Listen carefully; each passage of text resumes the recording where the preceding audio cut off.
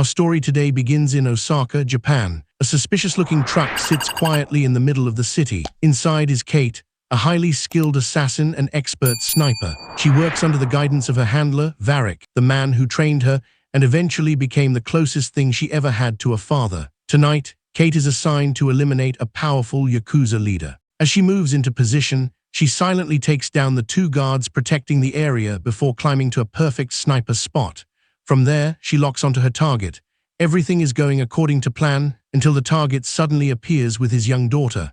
For the first time, Kate hesitates, but the mission has already begun and there's no turning back now. Forced to follow the order, Kate takes the shot right in front of the little girl. As the child breaks down in tears, Kate watches in silence, clearly affected by what she's done. 10 months later, Kate is now in Tokyo. While out jogging through the city, she notices a happy family together. For a brief moment, she imagines a different life for herself, one far away from being an assassin, a normal life, a peaceful one. That thought stays with her.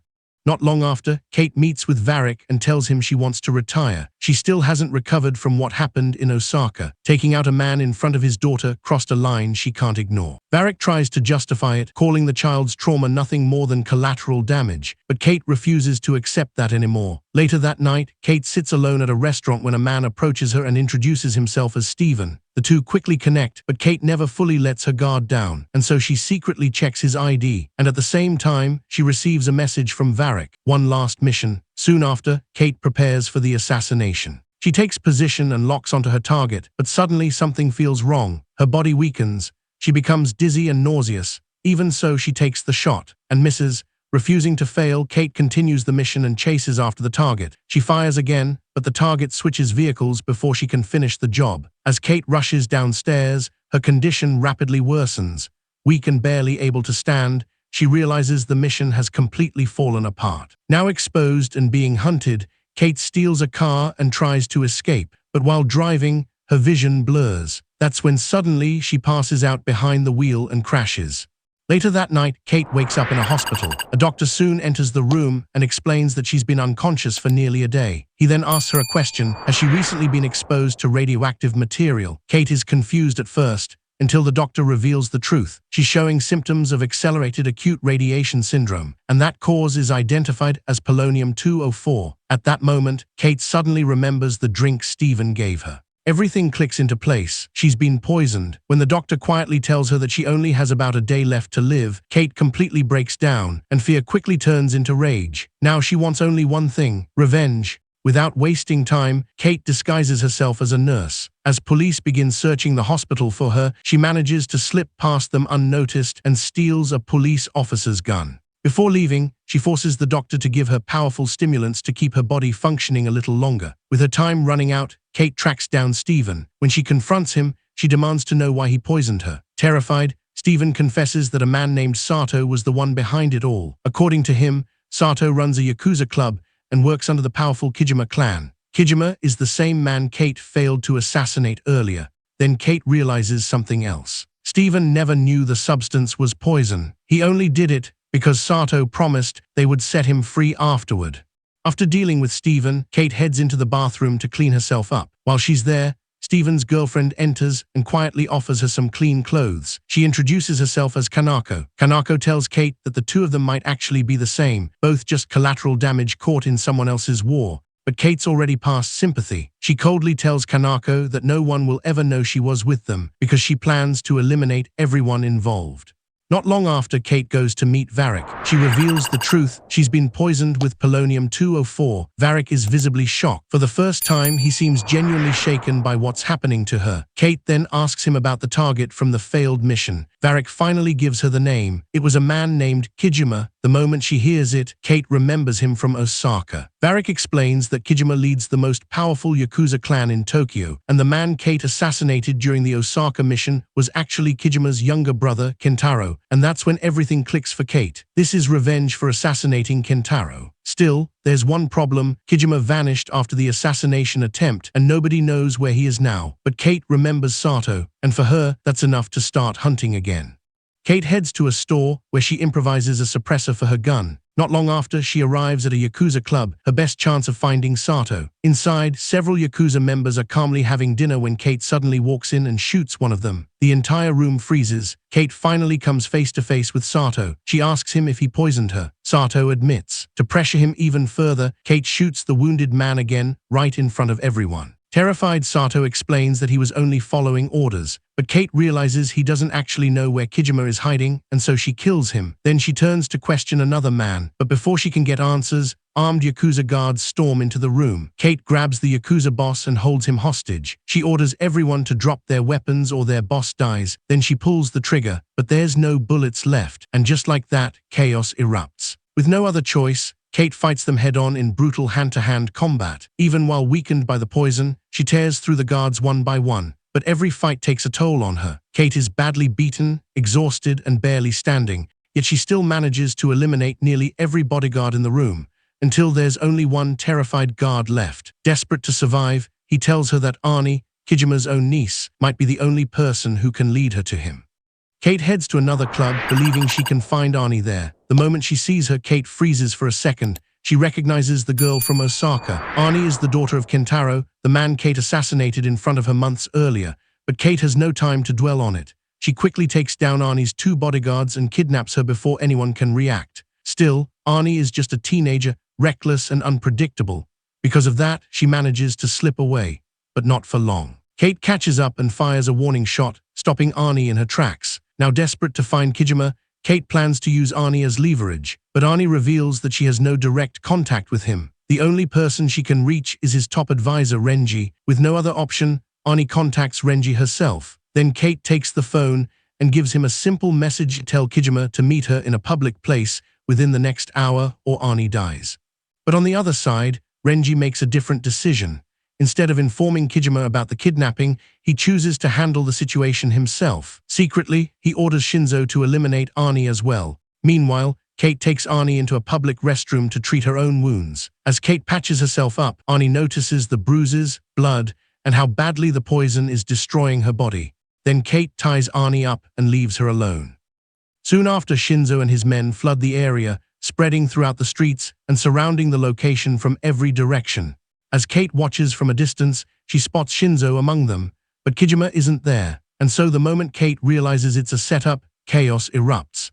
Using precise shots, Kate quickly takes down several of Shinzo's men, but with enemies closing in from all sides, she's forced to take cover. Even while weakened, Kate moves fast and shoots with deadly accuracy, taking them out one by one. But then one of Shinzo's men manages to knock her gun away. Suddenly disarmed, Kate reacts and takes him down instantly. Now cornered and without a weapon, she rushes upstairs and eliminates another man instantly. At the same time, Shinzo and his men unleash heavy gunfire toward her position. Somehow, Kate narrowly avoids every shot and leaps across the area, taking out another enemy and stealing his gun in the process. She escapes into a narrow alley where she manages to eliminate two more men. Meanwhile, Shinzo and the remaining guards continue searching for Kate. That's when suddenly Arnie got out of the public restroom. Confused and angry, Arnie confronts Shinzo about the kidnapping, but she realizes that Shinzo was never there to rescue her. He was there to kill her too.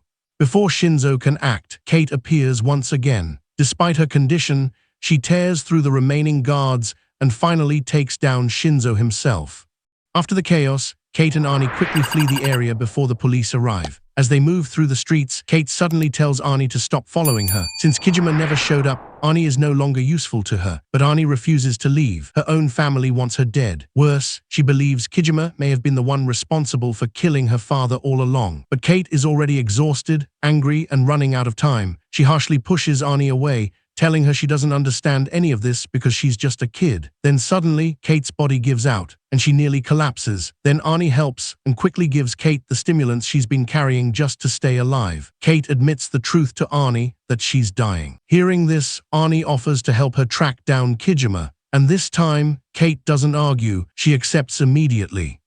two decide to lay low for a while and plan their next move. Kate wants to get to Renji, and so Arnie explains that the only way to reach him is through his boyfriend, Jojima. Together, they come up with a plan. Arnie will distract the security guards at the lobby, while Kate sneaks past them and makes her way to the penthouse. As Arnie approaches Jojima, Kate suddenly appears from the shadows, pointing a gun directly at him and demanding to know where Renji is hiding. But Jojima refuses to talk. Then in a split second, he sees an opening and fights back, managing to knock the gun out of Kate's hand. A brutal fight immediately breaks out. While Kate and Jojima struggle, Arnie grabs the gun and desperately tries to figure out how to use it. But Kate is already weakened from the poison, and Jojima slowly starts overpowering her. Even so, Kate refuses to back down. She keeps fighting and eventually lands a few painful hits on Jojima, but it still isn't enough. He throws her back and continues beating her down. And when Arnie manages to reload the gun and points it at Jojima, screaming for him to stop, he ignores her and keeps attacking Kate. Panicking, Arnie pulls the trigger, but the shot accidentally hits Kate instead. Then Jojima shoves Arnie aside. Then he turns back toward Kate and raises the gun, ready to finish her. But that's when suddenly Arnie smashes Jojima's head, knocking him out. Arnie stares at the blood on her hands and breaks down crying. The moment brings back painful memories of the day her father died right in front of her.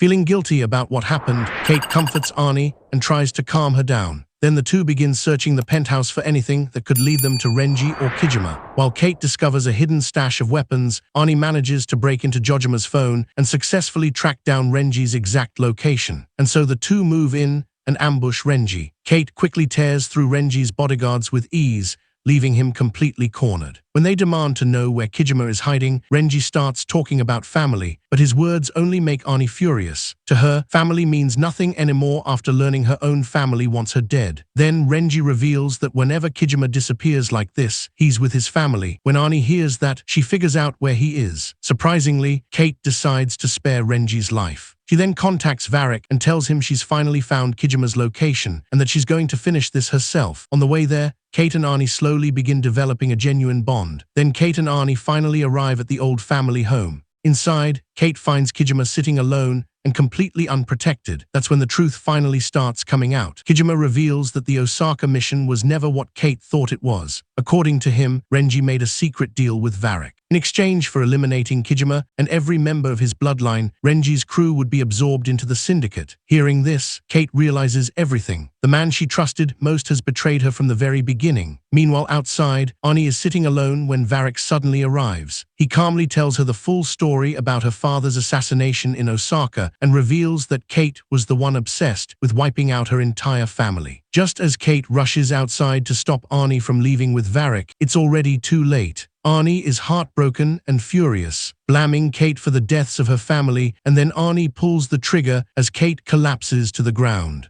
After Arnie leaves with Varric, Kate lies wounded on the ground, barely conscious. As she fades in and out, memories begin rushing back. She remembers the day Varric found her as a young girl, alone, innocent and vulnerable, just like Arnie. Instead of saving her, he turned her into a weapon. Moments later, Kate slowly regains consciousness and realizes the gunshot wasn't fatal. Then, from the shadows, Kijima appears. He gives Kate one final stimulant, just enough to keep her alive a little longer. Meanwhile, Arnie is brought to Renji and finally sees the truth for herself. Renji and Varric have been working together the entire time. Varric angrily blames Renji for poisoning Kate, saying the entire situation spiraled out of control because of his actions. Even so, the two still continue negotiating. Watching this completely disgusts Arnie. At the same time, Kate and Kijima head out together for one final mission. This time, Kate isn't fighting for revenge anymore. She wants to make things right. When they arrive at the building, Kate makes a badass entrance alongside Kijima's men. A brutal shootout erupts almost instantly as Kijima's army storms through the building, taking down guards one after another. Seeing his operation under attack, Varric loses his temper and orders every remaining guard to defend the place.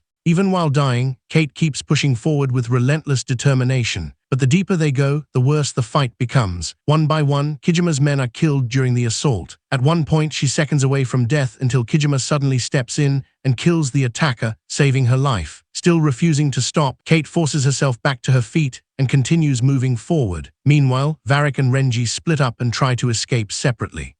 Finally, Kijima comes face to face with Renji. Instead of shooting him immediately, Kijima hands Renji a katana. Calmly, he tells him that if he truly wants to become the boss, then he has to kill the boss. The two men finally settle their conflict in a brutal duel. Without much effort, Kijima cuts him down and ends the fight. Meanwhile, Kate launches an explosive attack on the remaining enemies, blasting through the area and making one final fearless entrance. But during the gunfight, Kate gets shot in the leg, now badly injured and surrounded from every direction. Even so, Kate refuses to stop. Using every last bit of strength she has left, she manages to eliminate the remaining guards one by one. And then Kate finally comes face to face with Varric. He's holding a gun to Arnie's head. Even in that moment, Kate apologizes to Arnie for what happened to her father all those months ago. Then both Kate and Varric draw their guns at the same time. Varric is hit fatally in the stomach and collapses. Arnie is finally safe. After everything, Arnie helps the weakened Kate walk outside onto the rooftop. There, under the city lights, Kate slowly begins to lose strength as the poison finally takes over, and before closing her eyes, she sheds a single tear. If you enjoyed this recap, make sure to subscribe and turn on notifications for more videos like this. Thanks for watching, and I'll see you in the next one.